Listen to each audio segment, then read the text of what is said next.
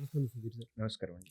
చాలా మందికి అంటే స్టూడెంట్స్ అర్థం చేసుకోవాల్సినటువంటి ఒక విషయం సార్. ఇప్పటికీ కూడా కొంతమందికి అంటే అర్థం చేసుకున్నటువంటి వాళ్ళు కొంతమంది ఉన్నా కూడా దాని మీద పూర్తిగా అవగాహన అయితే లేదు. అండ్ కొంతమంది స్టూడెంట్స్ తెలుసుకోవాల్సినటువంటి విషయం. అంటే మనం ఏ టాపిక్‌లో అయినా సరే మనం ఏదన్నా గెస్ వర్క్ చేయడానికి అవకాశం ఉంటది. కానీ ఒక్క మ్యాథ్స్‌లోనే యాక్యురసీ మెయింటైన్ చేయడానికి అవకాశం ఉంటుంది. ఈ మ్యాథ్స్ హ్యాండిలింగ్ ఏ కాంపిటీటివ్ ఎగ్జామ్ అయినా సరే ప్రిపేర్ అయ్యేటువంటి స్టూడెంట్‌కి మీరేం చెప్తారు? అంటే ఎలా హ్యాండిల్ చేయాలి? ఆ సెక్షన్ వరకు ఎలా హ్యాండిల్ చేయాలి అసలు? మీకు ఎంటైర్ అన్ని సెక్షన్స్‌లో హ్మ్. మ్యాథమెటిక్స్, అర్థమెటిక్ కానివ్వండి, రీజనింగ్ కానివ్వండి, ఈ రెండిటికి ఉన్న బ్యూటిఫుల్ అడ్వాంటేజ్ ఏంటంటే, మీరు ఒక అర్థమెటిక్ సెక్షన్ అయిపోయింది.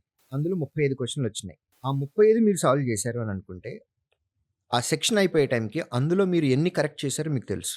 హ్మ్. రీజనింగ్‌లో కూడా అంతే.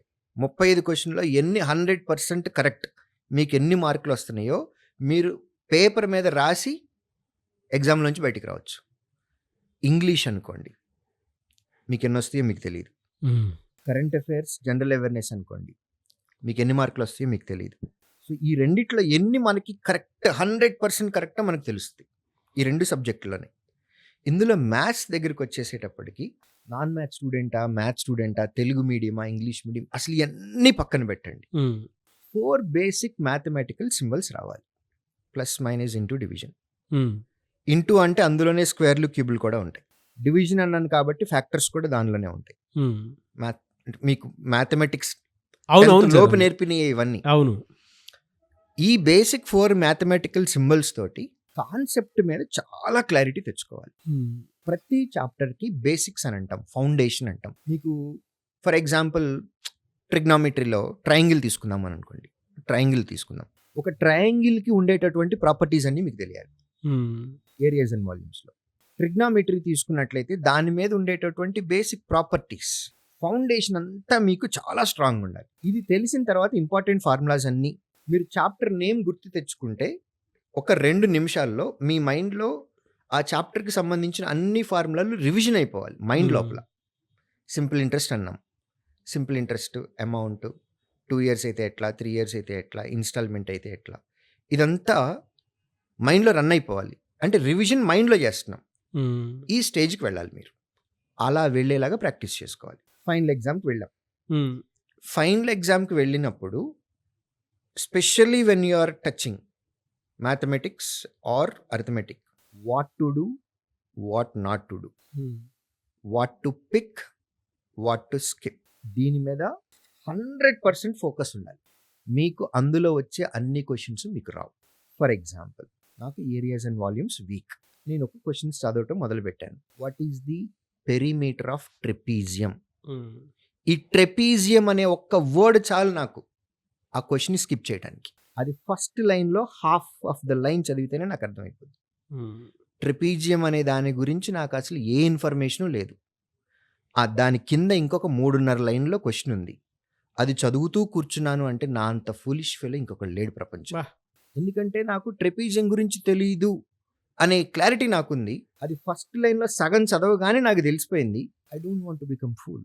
I'll skip the question, go to next question. అదే చెప్పా. What to pick, what to skip. ఆ ట్రెపీజియం చాలు స్కిప్ కొట్టడానికి. మిగిలింది నేను చదివాను అని అనుకోండి, I'm literally wasting my time hmm. Where every second matters. So మనకి ఏమొచ్చు, మనకి ఏమి రాదు, మనం ఏం చెయ్యాలి, మనం ఏం చేయకూడదు, దీని మీద క్లారిటీ కనుక ఉన్నట్లయితే మీకు మీరు ఎగ్జామ్కి వెళ్ళి రాసేటప్పుడు కూల్గా పీస్ ఆఫ్ మైండ్ తోటి టెన్షన్ లేకుండా రాస్తారు. మీకు ఇది తెలీదు అని అనుకోండి, బేసిక్ డిఫరెన్స్. ప్రతి క్వశ్చన్ సాల్వ్ చేయడానికి ట్రై చేస్తూ ఉంటారు, స్పీడ్ పెంచుకోవడానికి ట్రై చేస్తూ ఉంటారు. ఈ స్పీడ్గా చేసే ప్రాసెస్లో చిన్న మిస్టేక్ చేస్తారు. సప్త సముద్రాలు ఇది పిల్ల కాలువలో పడి చనిపోయినట్లుగా క్వశ్చన్ మొత్తం అంతా బాగా చేసి లాస్ట్లో ఏదో చిన్న మిస్టేక్ చేసి రాంగ్ ఆన్సర్ పెట్టేస్తారు. హ్మ్. వచ్చే మార్కు రాకపోగా మళ్ళీ నెగిటివ్ మార్క్ పడుతుంది. మీరు ఏం చేయాలి, మీరు ఏం చేయకూడదు, ఏది పట్టుకోవాలి, ఏది వదిలిపెట్టాలి, ఈ క్లారిటీ ఉంది అని అనుకోండి నాగరాజు గారు. ఫర్ ఎగ్జాంపుల్ 100 క్వశ్చన్స్ ఉంటే 20 క్వశ్చన్స్ మీరు వదిలేయాలి, 80 క్వశ్చన్సే పట్టుకోవాలి. ఈ క్లారిటీ మీకుంటే మీ ఉన్న టైం మొత్తం 80 మీదే పెడతాం. హ్మ్. ఆ 80నే సాల్వ్ చేసుకుంటాం. ఫోకస్డ్గా ఉంటాం, ప్రెజెన్స్ ఆఫ్ మైండ్ ఉంటుంది, టెన్షన్ ఉండదు. దీనికి తోడు మీకు దగ్గర కొన్ని టెక్నిక్స్ ఉండాలి. మీరు ఒక ఎగ్జామ్కి వెళ్తున్నారు అని అంటే you are carrying so many weapons. రాముడు బాణాలు తీసినట్లుగా మీ దగ్గర వెపన్స్ ఉండాలి. ఆ వెపన్స్ ఏంటి? Techniques, strategy. సో ఒక్కొక్క వెపన్ తీసుకుంటూ కొట్టుకుంటూ వెళ్ళాలి.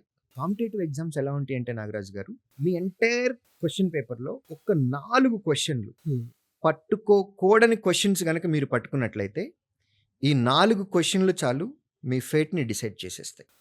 ఒక్కొక్కసారి 1-2 క్వశ్చన్లే డిసైడ్ చేస్తాయి. మనల్ని క్లియర్ చేయడానికి కాదండి, మనల్ని వెనక్కు తోసేయడానికి. 4 పట్టుకోకూడని క్వశ్చన్స్ మనం పట్టుకుంటే ఆ క్వశ్చన్ల దగ్గర ఒక్కొక్క క్వశ్చన్కి 2 నిమిషాలు మంది తినేస్తే రేస్లో మనం లేవండి, వెళ్ళిపోయాం వెనక్కి ఆల్రెడీ. సో మనం అందుకనే ఏవి పట్టుకోవాలి, ఏవి వదిలేయాలో చాలా బాగా తెలియాలి. అలా ఉంటేనే సక్సెస్ చూస్తాం.